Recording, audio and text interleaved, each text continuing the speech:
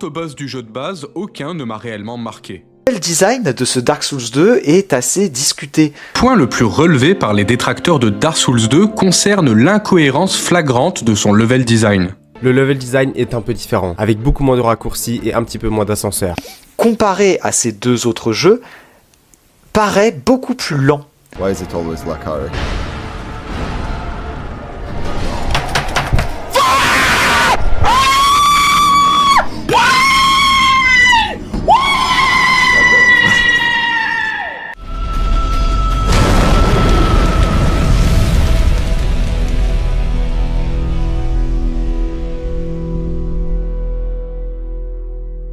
Ah, Dark Souls 2, Scholar of the Forsaken, le jeu que tout le monde déteste. Alors, ce fameux jeu, il y a tellement de choses à dire, tellement de critiques. Eh ben, c'est parti, on va analyser toutes ces critiques et on va essayer de tous les contrer. C'est parti, on va commencer par les boss. La plupart des gens vont vous dire que les boss de Dark Souls 2 ne sont pas mémorables, qu'ils sont nuls à chier, qu'ils ont 3 patterns, les designs sont nuls. En gros, tout est nul sur le boss. Les boss mémorables sur Dark Souls 2. Pumroll, Ivory King, Sierra Leone, Dark Lurker, Silent Dragon, Ilana Rensordit. Les boss mémorables de Dark Souls 1. Laurel et Hardy, Artorias, Anus. Le esthétique des boss de Dark Souls 2. Sur Dark Souls 2, comparé au premier opus et au troisième opus, 75% des boss seront des boss avec des armures. All Dragon Slayer, Dragon Reader, Chevalier Miroir, Bellstat, Gang Squad, Sierra Leone, Sentinelle des Ruines, Sentinelle Flexi, Demon Fondeur, Surveillant et Défenseur du Trône, Ivory King, Pimfly. Tous les boss que j'ai cités ont une armure complète ou non complète. Probablement que je vous apprends rien, mais l'esthétique vient souvent d'une posture, d'un mouvement ou bien du style vestimentaire. Sur un monstre, la posture est un peu bizarre. Vestimentaire, ils n'ont pas grand chose sur eux. Et les mouvements, on n'y comprend pas forcément grand chose non plus. Donc forcément, les boss en armure seront forcément mieux faits que les monstres sur l'esthétique. Dans Dark Souls 2, chaque boss ont une arme quasi différente, des patterns quasi différents, des dégâts élémentaires différents. Chaque boss ont un lore différent. Sur Dark Souls 2, la moitié des boss sont pas des boss puzzle, mais des boss qui bougent, qui vous fait réagir. Un peu comme lui.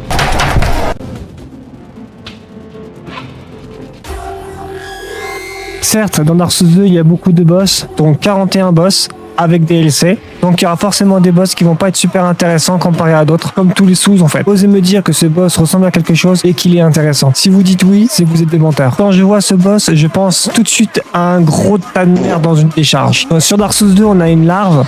Sur Dark Souls 1, on a une décharge. Quand je pense à Dark Souls 1, je pense à ce boss-là, Einstein et Smough. Le fameux boss que tout le monde adore, que tout le monde kiffe. Le champion du slalom, médaille d'or du slalom, champion de France et du monde, inscrit dans les livres des records. Livre des records des boss les plus merdiques du Souls-like. Voici quelques extraits de Einstein et Smough, le boss favori de la plupart des fans de Dark Souls 1.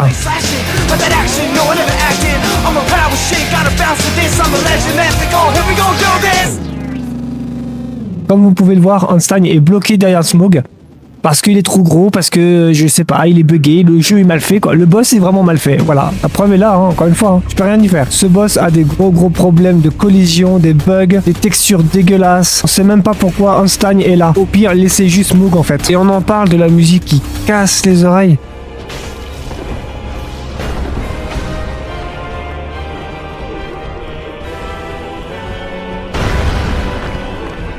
Ce boss est tellement buggé que quand Smough saute, on ne peut pas le toucher. Almost got him, man. Just don't get greedy and we should be good. I don't know why it doesn't connect. Dites-vous que quand un boss saute en arrière ou bien sur le côté, vous ne pourrez jamais le toucher. On ne sait pas pourquoi, mais ils ont une sorte de invulnérabilité. On va pas s'attarder sur les boss, on va essayer de passer à autre chose. Mais avant tout, je vais vous montrer tous les boss de Dark Souls 1 les plus pourris qui existent sur ce jeu. C'est parti. Taurus Demon, un mob qu'on retrouve en paquet de 10 à Izalit l'a perdu. Stray Demon, un boss avec un gros cul que tu retrouves en 3 fois. Siffle Dragon qui a 4 patterns, qui ressemblait à ça et maintenant à ça, avec une grosse couche, on perce. Capra Demon, un mob qu'on retrouve en paquet de 10 à Izalit. P-Wing, un mob, je sais pas. Moonlight Butterfly, un boss qui restera en l'air tant qu'elle décidera pas de se poser. Rum Golem, un grand gaillard qui peut faire peur. En tapant ses jambes, il peut tomber. Gwen, le boss de fin qui sert à rien puisqu'on le part. Kaplan Démon, un boss qu'on sait pas trop ce que c'est. Demon Face Sage, un boss à gros cul qu'on peut retrouver 3 fois. Gwendoline, un boss couloir à parcourir, je vois pas ce que tu fais. Pilag, un boss favori des fans juste pour son corps. Centipede, gameplay pied. L'épopée de Pipou à la décharge. Gargouille, mob que tu retrouves à Norando. Voilà un peu tous les boss que les fans de Dark Souls 1 vont défendre. Sans vous mentir, c'est pas très glorieux, surtout quand on compare les boss de Dark Dark Souls 2. La moitié des boss ne ressemblent à rien, ils ont 3 patterns, ils ont des hitbox dégueulasses, on les retrouve en paquet dans d'autres zones. Démon Capra et Démon Taurus, tu peux les retrouver à Isalith en paquet de 10 en ligne, 2 endroits différents. Les démons au gros cul, on les retrouve en 3. Genre, il y en a un à Isalith, un à l'asile et un autre à l'asile. Les gargouilles, tu les retrouves à Nando. Piwin, tu les trouves dans les catacombes, qui est la zone juste après. Et Butterfly, tu le retrouves dans la caverne des cristals. Et je parle pas d'un boss de DLC ou bien d'autres boss. Pour la difficulté des boss, c'est complètement subjectif. C'est pas parce qu'une personne aime un boss que tout le monde doit aimer le boss. Je donne un exemple sur Unstable Smog. 99% des gens qui vont jouer à Dark Souls 1 vont dire que Unstable Smog est bien. Pas parce que c'est leur avis, mais parce qu'il a été imposé. Passons à autre chose. On passe sur l'ADP de Dark Souls 2. Il faut savoir que sur tous les Souls, il y a une animation lente et rapide. Je m'explique. Quand vous prenez une fiole, il y a une animation qui est lente au début de la fiole. Plus vous montez l'ADP, plus l'animation se décale. Exemple, si je monte de l'ADP, on va dire que je suis à 5 et que j'augmente à 40, l'animation de lenteur qui se trouvera au début se retrouvera vers la fin. Et ce sera la même chose pour les roulades. Donc grosso modo, vous ne savez pas rouler sur Dark Souls 2. Plus vous mettez d'ADP, plus la vulnérabilité de la roulade se décale. Sur Dark Souls 2, l'animation lente est au début. Sur Dark Souls 3, l'animation lente est au milieu. Sur Dark Souls 1, l'animation lente est à la fin. Du coup, on a l'impression que Dark Souls 2 est plus lent que le 1, mais que le 3 est plus rapide que les 3. Les gens ne savent peut-être pas, mais l'ADP n'est pas la solution à tout. Il y a également la mémoire. La mémoire augmente l'ADP également. Avec certains accessoires, vous pouvez augmenter votre ADP et également votre mémoire. Des casques, des armures, des gantelettes, des jambières, ou bien même des boucliers. C'est ça Dark Souls 2, la variété avant tout. La soi-disant vitesse de l'ADP provient de l'agilité. Donc plus vous aurez de l'agilité, plus vous serez rapide. En sachant que 99% des gens, quand ils vont rager sur Dark Souls 2 au niveau de la roulade, c'est parce que la plupart des gens roulent trop tôt. À preuve sur l'image. Comme la vulnérabilité de Dark Souls 2 est tout au début, et bah si vous roulez trop tôt, bah c'est trop tard. Forcément, vous allez vous faire avoir. Sur Dark Souls 1, la vulnérabilité est vers le milieu. Donc si vous roulez trop tôt, et bah c'est pas grave. La plupart des gens qui vont faire du SL1 sur Dark Souls 2 vont utiliser la technique du no-roll. Ça évite de faire des mauvaises roulades et donc de se faire avoir par la soi-disant hitbox. Le problème, c'est que la plupart des gens ont complètement tort. Je vous donne un exemple et la preuve. Sur Dark Souls 2, j'ai tendance à faire pas mal de SL1, dont le SL1 commence avec 6 partout. Ce qui est un très mauvais avantage comparé à Dark Souls 3 qui commence par 10. Et sur Dark Souls 2, tu peux encore diminuer ta ADP en utilisant le crochet qui se trouve à l'aiguille de terre. Donc à ce moment-là, tu auras que 3 ADP. Je pense qu'on peut pas aller plus bas. Si on prend la logique des rageux de Dark Souls 2, je ne suis pas censé pouvoir rouler sur n'importe quelle attaque d'un boss de Dark Souls 2. Surtout avec 3 ADP. Donc testons ça maintenant. Donc avec un long petit chemin, je suis arrivé à l'aiguille de terre. Dans ce coffre, il y a ce fameux crochet que je vais récupérer pour avoir mes 3 ADP. Retour à la forêt des Funes où il y a le boss que je vais affronter. Je vais équiper mon fameux crochet pour avoir 3 ADP. Comme vous pouvez voir, je suis level 1, j'ai 3 ADP et j'ai 85 en agilité. Et la toute première roulade qui a été concluante pour moi. Comme vous pouvez le voir, je roule au bon moment, donc je ne peux pas me faire toucher. Je vais vous montrer en ralenti les moments où je me fais toucher et je me fais pas toucher, pour vous montrer que je roule trop tôt sur les moments où je me fais toucher.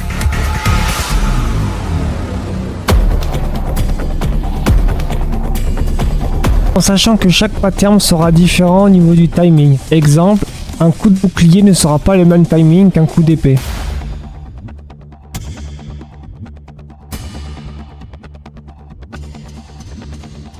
Certaines personnes vont vous dire qu'on ne peut pas rouler si on n'a pas un certain nombre d'ADP. J'ai prouvé que non. Et ce fameux ADP va influencer également le déplacement, la course de vitesse, les mouvements d'armes, les fioles, la vitesse d'exécution des armes, les backsteps et les ouvertures de coffres. Bon, maintenant on va passer au mouvement des armes et au mouvement du personnage. Sur Dark Souls 2, les gens vont dire que le personnage sera tout mou avec un balai au cul. Les rageux vont dire qu'on ne peut pas tourner correctement devant un mob sans avoir un bug de collision et un bug de texture. Déjà, pour comprendre le déplacement de Dark Souls 2, il faut revenir en arrière. Il faut savoir que sur Demon's Souls, il n'y a que 4 déplacements de roulade. Sur Dark Souls 1, également 4 déplacements de roulade. Tu peux rouler que sur la droite, devant toi, gauche et derrière toi. Sur Demon's Souls, c'est pareil. Sur Dark Souls 2, ils ont commencé à mettre 8 directions de roulade. Donc techniquement, il y a plus de possibilités à faire des roulades et à se déplacer. Sur Dark Souls 3, il y en a 16, mais là c'est encore autre chose. Pour ma part, le déplacement c'est le cœur de Dark Souls 2. Un autre exemple, si vous ne consommez pas toute votre barre d'endurance, vous aurez un boost de vitesse au moment du démarrage. Sur Dark Souls 2, la barre d'endurance est très importante. Si vous videz toute la barre d'endurance, vous aurez plus de moyens d'esquiver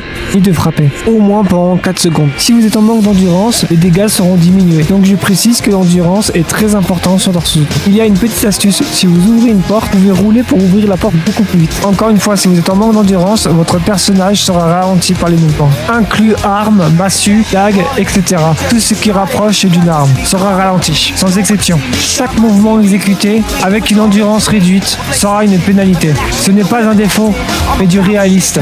Sur Dark Souls 2, si tu manques une attaque, il n'y a pas de pénalité. Comparé à Dark Souls 1 où si tu manques une attaque, tu es puni comme une merde. Sur Dark Souls 1, si vous avez le malheur de manquer la cible, votre arme sera complètement en ralenti à la fin du combo. Sur Dark Souls 1, si un mob ou un boss vous fait tomber par terre, il va falloir un certain temps pour que vous puissiez vous relever. Ce qui est un gros manque de gameplay comparé à Dark Souls 3 et à Dark Souls 2. Et quand tu es à terre, tu peux rouler directement. Sur Dark Souls 1, quand le personnage est à terre, il n'y a aucune roulade effectuée. Sur Dark Souls 2, tu peux faire une roulade vers la fin. Et sur Dark Souls 3, tu peux faire une roulade directement.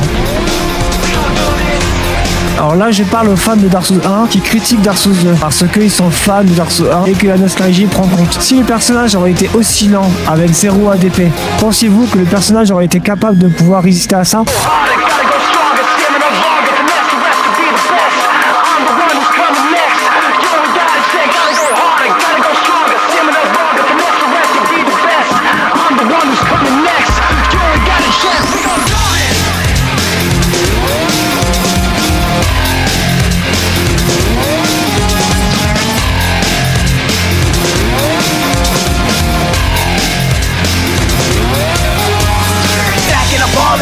Just getting started, got destiny calling. Enemies don't wanna see me, got my team. We looking clean, it was all a dream. My blade slashing, but that action, no one ever acted. I'm a power shit, gotta bounce to this. I'm a legend, let's go, here we go, do this.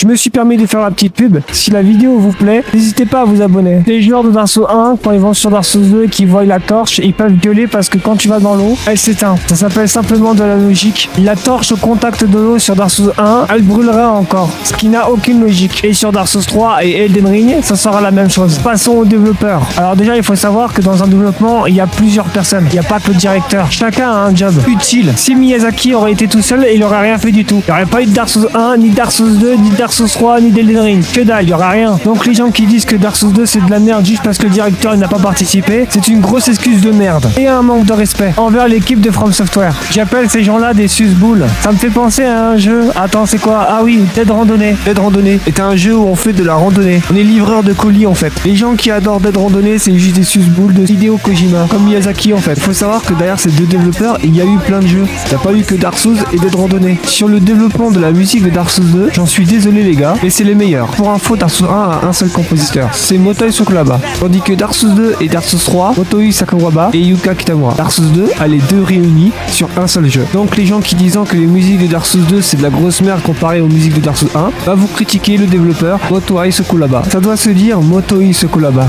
Désolé pour mon expression. Il faut savoir que Naoto Shizain fonde la société From Software en 1986 et que Hidetaka Miyazaki a rejoint l'entreprise en 2004, dont 5 ans avant l'arrivée de Demon's Souls. Les Souls est fait comme une hiérarchie. Dark Souls 1 doit être le meilleur et les autres doivent être seulement des copies. Les gens vont commencer par Dark Souls 1 et ils vont zapper le 2 parce que la plupart des gens vont te dire que c'est de la merde et qu'il faut le zapper. Donc ils vont faire Dark Souls 1 et vont passer sur Dark Souls 3 qui n'a aucune logique. Donc ces personnes-là n'ont pas leur propre avis. Ils ont été imposés un avis d'un autre. Alors le level design. Déjà il faut savoir qu'est-ce que c'est qu'un level design. Le level design est la construction et l'assemblage d'un niveau. Certaines personnes vont vous dire que sur Dark Souls 2, le level design c'est de la merde parce que rien n'est connecté dans le monde. En gros le level design de Dark Souls 1 serait tellement mieux parce qu'il y a les raccourcis partout. En gros le level design de Dark Souls 1 serait mieux parce que tout est connecté. Exemple du level design de Dark Souls 1. En arrivant à Richefeu, vous avez la possibilité sur 3 chemins. Catacombes, lag et les gargouilles. Si conseille les catacombes, ça sera beaucoup trop dur, vous allez vous faire buter. Fucking love Dark Souls.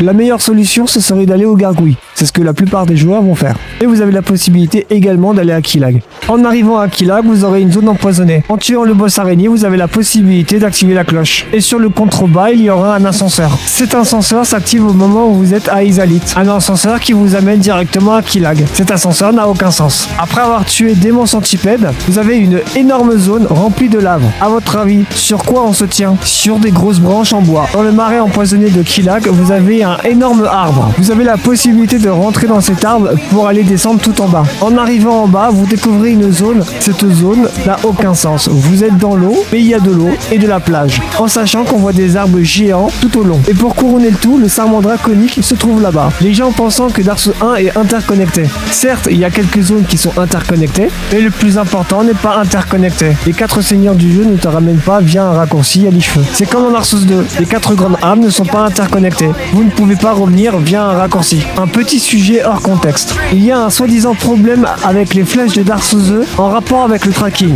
Le tracking n'est pas un problème en soi. Le problème vient du joueur. Au lieu de rouler n'importe comment, attendez que la flèche décolle. Parce que l'IA de Dark Souls 2 est plus intelligent que vous-même. Je vous donne un exemple. Sur Call of Duty, quand vous allez sniper quelqu'un, vous allez le suivre. Et bah c'est exactement pareil qu'avec l'archer. Sauf que sur Call of Duty, vous allez mourir. Sur Dark Souls, vous pouvez esquiver. Sur Dark Souls 1, il y a un système assez chelou. En tuant Stanley Smoke, vous avez accès à la TP. Grosso modo, vous pouvez vous TP sur la plupart des zones. Mais avant Stanley Smoke, vous ne pouviez pas vous TP. Il fallait courir entre les zones pour pouvoir aller où est-ce que vous vouliez. Cette mécanique n'est pas intéressante. Elle est juste chiante. On appelle ça du temps perdu. Vous courez, mais ça ne sert à rien. Tout le monde peut courir. Il n'y a aucune difficulté sur la façon de courir. C'est juste du grain de temps en moins. Sur Dark Souls 2, au lieu de vous taper toute une zone pour aller voir un boss, et bah il suffira simplement de se TP. Ce que vous pourrez faire après sur Dark Souls 1.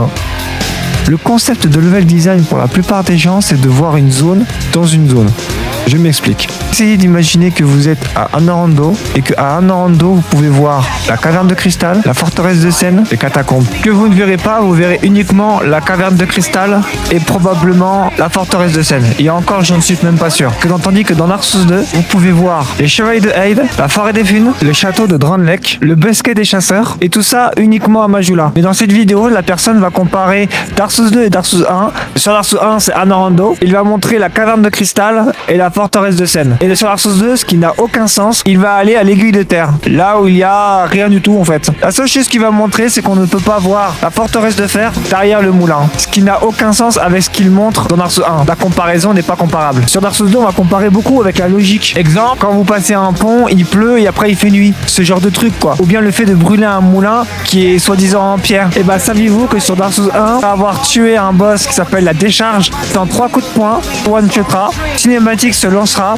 on verra la lave descendre petit à petit, il ne reste plus rien. Essayez d'imaginer ce qu'il y a en dessous de la lave. Un bon paquet de démons taurus, vous savez le boss qu'il y a au début du jeu. Il faut savoir que ce boss craint le feu, dont les exemples ici. Donc un boss qui craint le feu avec des poils se retrouve au fond de la lave. Et après vous me parlez de logique de Dark Souls 2. Au début de vidéo, je vous ai dit que les gens ne jouaient pas à Dark Souls 2 pas parce qu'ils ne les aimaient pas, mais parce qu'ils ne faisaient pas leur propre choix et qu'ils prenaient le choix d'une autre personne. Un exemple ici. Bonne vidéo, maintenant tu peux passer directement au 3. Trilogie, de quoi il parle? Il n'y a que Dark Souls 1 et Dark Souls 3. Tu joues de ton plein gré à ce jeu, tu as perdu un pari, pourquoi? Ce genre de truc vous en verrez beaucoup. Souvent ce sont des fans de Dark Souls 1 qui vont vous dire ça, parce que les gens détestent le 2. Sur la hitbox, il y aura un truc qui est très rigolo. Les gens savent pas vraiment ce que c'est de la hitbox. Un exemple ici, où le mec essaie de taper un lézard sans savoir en fait qu'il ne peut pas le toucher, parce que son arme est en biais. Il dira que ce sera de la hitbox et que le jeu est très mal fait. Le concept d'un sabre, c'est que le sabre est courbé légèrement. En faisant un coup en diagonale, tu ne toucheras pas le lézard. À ce moment-là, il faudra déloquer pour pouvoir viser le lézard correctement. Pour soi-disant le mauvais level design de Dark Souls 2, en rapport avec le pont sous la pluie, si vous vous approchez trop près de l'endroit où il pleut, vous pouvez voir la ligne de la pluie. Souvent, on le remarque avec ces fameux nuages noirs. Si vous avancez dans ce nuage noir, vous verrez qu'il pleuvra. Si vous reculez, il fera beau. Et pour la fameuse forteresse de fer, désolé, je n'ai pas trouvé de moyen pour vous montrer la forteresse de fer derrière l'aiguille de terre. Mais par contre, je peux vous expliquer mon point de vue sur ça. Grosso modo, comme vous pouvez le voir dans cette image, il y a 2 images. Un où les gens pensent que c'est comme ça que Dark Souls 2 est, et l'autre où c'est une imagination que l'autre possède. Et ben il faut savoir que j'imagine exactement ce que le mec imagine. Parce que encore une fois, s'il y avait vraiment un ascenseur dans les nuages et dans les airs, on pourrait voir l'ascenseur. Donc ça n'a aucune logique. Par contre, dans cette image-là, on peut voir clairement la forteresse de fer avec une logique potable. Et je pense exactement pareil. Comme vous pouvez le voir, tout est inscrit dans cette carte. Et on voit même actuellement le bateau pour aller au quai de la désolation. Et souvent, les gens, quand ils ne comprennent pas quelque chose, ils sont obligés d'inventer des choses. Comme ce fameux ascenseur géant de la forteresse de fer. Pour pouvoir se donner une bonne conscience et se dire ce jeu est mal fait. Et que c'est logique. Et qu'en fait, pas du tout. Une critique qui arrive assez souvent sur Dark Souls 2, c'est en rapport avec les zones. Les gens se plaignent que les zones sont trop longues et trop dures. Et que les feux sont trop éloignés des boss. Pas assez de raccourcis, pas assez de facilité pour pouvoir traverser une zone pour trahir un boss facilement. Comparé à Dark Souls 1 où tu peux traverser une zone avec un raccourci et puis aller soi-disant directement au boss. Ce qui est strictement faux, mais c'est pas grave. Dans ce passage-là, je vais vous montrer que tout est possible dans Dark Souls 2. Pour le dernier géant, un raccourci juste à côté de l'ascenseur, aucun problème. Juste après avoir tué le dernier géant, t'as une clé qui te ouvre la porte pour aller voir le port suivant. Donc le même raccourci restera. Pour un rider, c'est pas compliqué, il suffira simplement de sauter. Juste après avoir pris le grand passage où il y a tous les mobs, il y aura une plateforme où vous pouvez sauter directement. Ça fait un petit raccourci, assez risqué, mais c'est un petit raccourci. Pour les sentinelles flexi, bah écoutez, il y a un pont littéralement à activer. Donc il y a encore moins de problèmes pour ça. Pour les squelettiques, il y a littéralement un feu pas loin du boss. Vous avez juste à récupérer la clé. Pour Jabba, bah écoutez, il n'y a aucun mob. Vous pouvez juste traverser. À part un mob qui va essayer de s'empoisonner tout seul. Vous avez juste à tracer. Pour les sentinelles des ruines, la porte que vous pensez qu'elle est piégée, bah écoutez, c'est un raccourci. Bon, je vais pas faire toute la liste, je vais raccourcir rapidement. Les zones compliquées à traverser, ce sont simplement les zones de DLC. Et une du jeu de base. Allez voir deux. Je vous dis les noms. Passage de fer, zone très compliquée à traverser. Lisière gelée, assez compliquée, mais avec une strat. Il faut savoir que les poneys ou les rennes ont des spawns calculables. Et en plus, ils disparaissent à force de les tuer. Forteresse de fer, pareil, à force de les tuer, ils disparaissent. Et la mana, c'est pareil. Il y a un petit glitch que vous ne saviez peut-être pas. Mais en fait, les mobs, tu peux les attirer un par un. Donc en soi, c'est pas super compliqué. Il y a effectivement sa petite difficulté, mais c'est pas énorme. Après, ça reste Dark Souls. Il faut quand même avoir quelques zones qui sont difficiles. S'il y a bien quelque chose que j'aime dans un jeu, c'est son level et game design. Pour faire simple, on va dire que l'un s'occupe de la cohérence de la carte et de la progression logique du joueur, l'autre met en place les actions possibles, les faiblesses des ennemis ou le fait de motiver le joueur avec des objets à collecter. Et pour revenir à Dark Souls, je vais vous comparer mes deux débuts de jeu.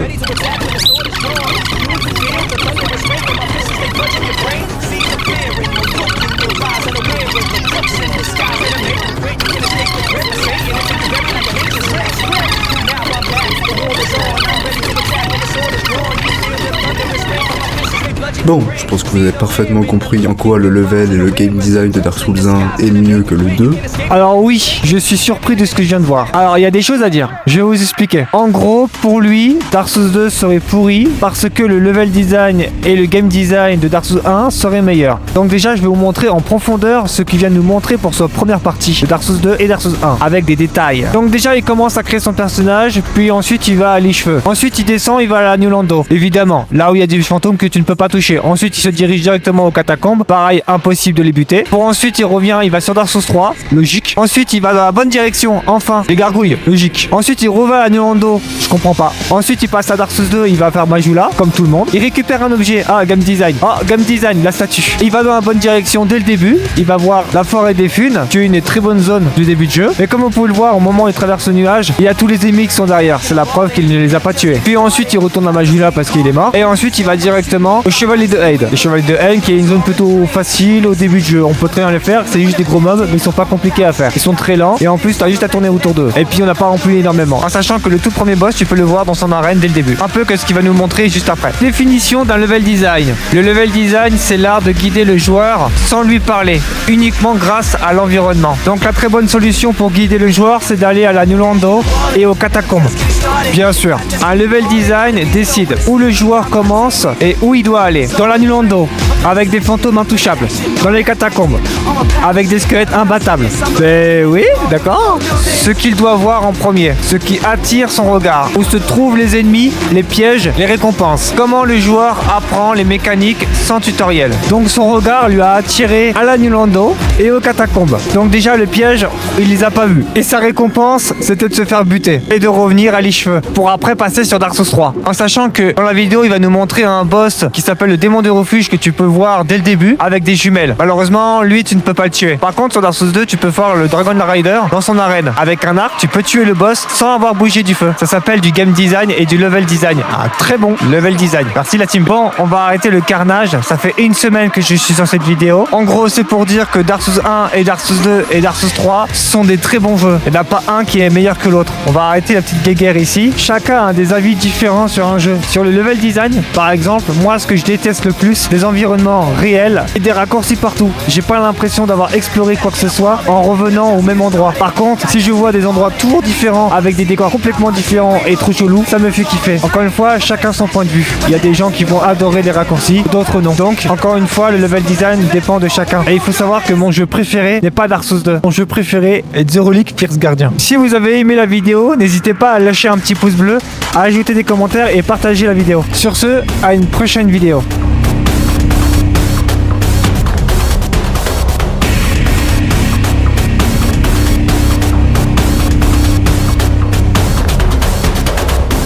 My adrenaline's pumping, it's building, I feel it inside of my veins. Is this